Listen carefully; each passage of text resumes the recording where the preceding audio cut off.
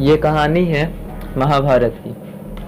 तो कुरुक्षेत्र के मैदान में जब पांडव और कौरव सेना आमने सामने डटी हुई थी, तब अचानक से धर्मराज युधिष्ठिर निहत्थे ही कौरव पक्ष की ओर बढ़ चले।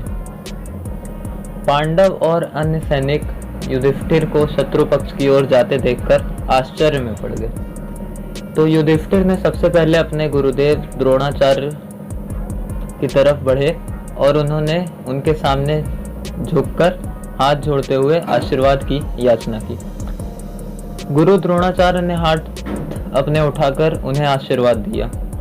युधिष्ठिर फिर आगे बढ़े और भीष्म पितामह के चरणों में अपना सिर नवाया और विनम्रता से बोले, विवस्था में आप जैसे मार्गदर्शक और पितामह से युद्ध को होना पड़ रहा है, क्षमा मांगने और आशीर्वाद लेने आया हूँ। तो भीष्म पितामह भी उनके ओर मुस्कुराते हुए देखे और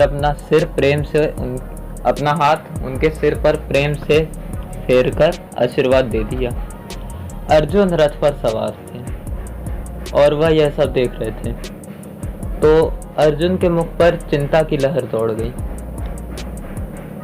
वे युद्ध में अपने कौशल और शौर्य दिखाने को उत्सुक थे और समझ नहीं पा रहे थे कि युधिष्ठिर को आखिर क्या हो गया है।